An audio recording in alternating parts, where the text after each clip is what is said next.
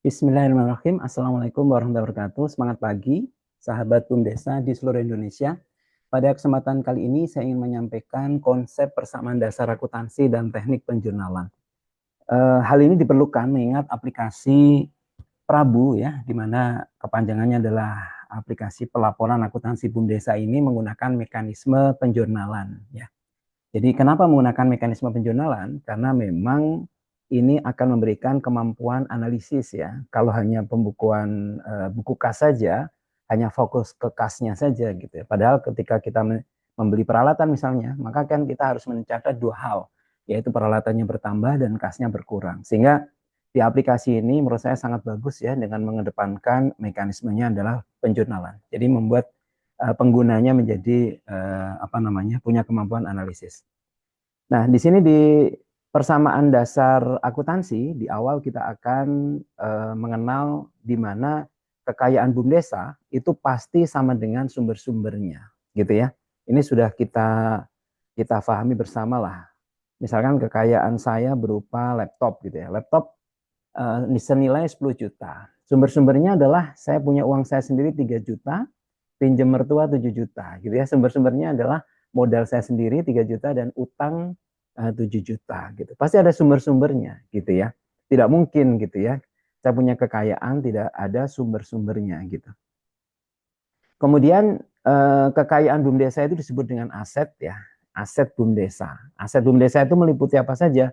Aset BUMDESA itu meliputi kas, ya, piutang, persediaan, peralatan, ya, tanah, gedung, bangunan, gitu ya, dan seterusnya. Itu merupakan aset. Kemudian sumber-sumbernya itu apa? Yaitu ada dua, utang ya, baik utang jangka pendek maupun utang jangka panjang. Yang kedua adalah modal, gitu ya. Kalau di BUMDESA namanya penyertaan modal ya, ada penyertaan modal desa. Kalau BUMDESA bersama itu ada penyertaan modal desa A, desa B, dan seterusnya. Kalau penyertaan modal oleh BUMDESA bersama LKD ya, XPNPM, nah itu akan ada penyertaan modal masyarakat desa XPNPM, gitu ya. Seperti itu. Nah, kalau kita gambarkan bahwa sisi kiri kekayaan BUMDESA atau aset itu pasti sama dengan sumber-sumbernya. Sehingga kita bisa gambarkan melalui neraca ya, ini timbangan ya. Bahwa aset di kiri itu pasti sama dengan sumber-sumbernya, yaitu utang dan modal. Nah, kita mengenal ada sisi kiri dan ada sisi kanan dan itu pasti sama dengan gitu. Tidak mungkin tidak sama dengan ya. Pasti sama dengan. Ini harus kita pahami bersama.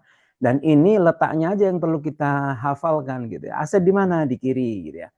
Kemudian utang dan modal di mana? Di kanan gitu. Itu adalah untuk nantinya bermanfaat ketika kita melakukan penjurnalan. Nah, kemudian kita kembangkan ya, tadi aset sama dengan sumber-sumbernya tadi ya, aset sama dengan utang plus modal ya.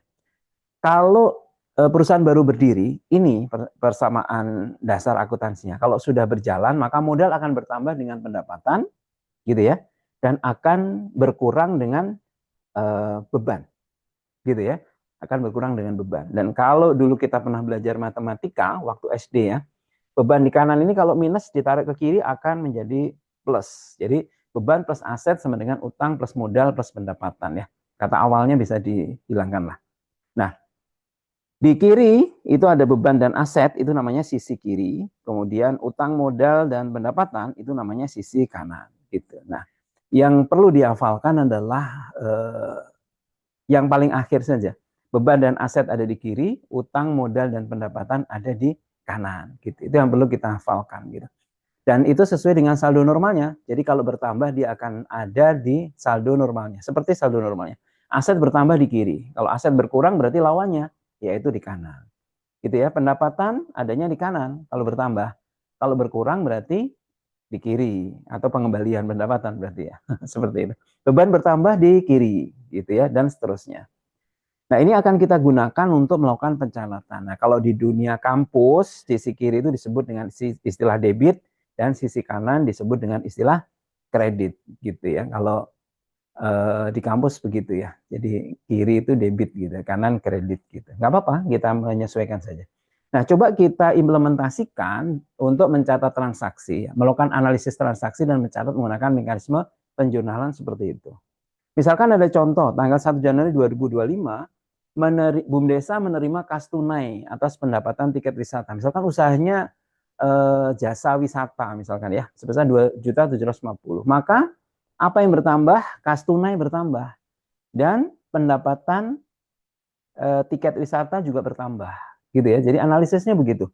Ya, kas tunai bertambah, pendapatan tiket bertambah. Kas itu aset, berarti letaknya di kiri gitu. Pendapatan bertambah, letaknya di kanan. Sehingga kita bisa menuliskan seperti ini, gitu ya. Kita bisa menuliskan seperti ini. Jadi apa namanya? Di sini ada kas tunai, kita tuliskan saja di kiri di sini. Pendapat angkanya saja, angkanya yang di kiri. Pendapatan di kanan, angkanya, gitu. Jadi fokusnya adalah begitu. Dilengkapi dengan nomor bukti dan tanggal transaksi, tentu saja ya. Nah, ini kalau menggunakan aplikasi Excel mungkin perlu menuliskan kodenya ya, tapi kalau sudah pakai aplikasi ini tinggal bisa di-searching juga. Dan ada bagusnya juga kalau dimunculkan kodenya, sehingga kita yakin ya. Kode 1 itu aset, kode 2 itu utang, kode 3 modal, kode 4 pendapatan, 5 beban, dan seterusnya. Seperti itu. Ya, seperti itu.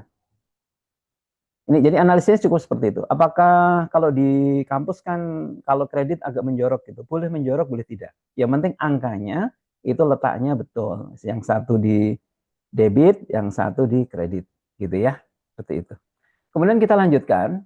Contoh yang kedua. Misalkan di BUMDesma LKD. Ya. Di BUMDesma LKD itu misalkan memberikan pinjaman ke kelompok nasabah Rubicon 9 misalkan ya 20 juta dengan periode 10 bulan. Nantinya masing-masing anggotanya akan mengangsur ya atau total angsuran ini ya. Ini kita anggap anggotanya 1 berarti. 20 dibagi 10 berarti 2 juta. Jasanya misalkan berapa persen? 1% ya. Berarti 200.000 misalkan begitu. Ya, setiap bulan nih, ya setiap bulan selama 10 bulan. Sehingga maka ketika kita memberikan pinjaman berarti piutang bertambah. Ya kan? Kas tunai berkurang. Biasanya kas tunai ya kalau memberikan perguliran ya. Sehingga piutangnya bertambah itu aset ya, aset bertambah di sisi kiri. Ya, piutang di kiri, kas tunai berkurang, aset juga ya, tapi berkurang. Jadi di sisi kanan. Seperti itu ya. Cara untuk menganalisis dan menuangkan dalam buku jurnal.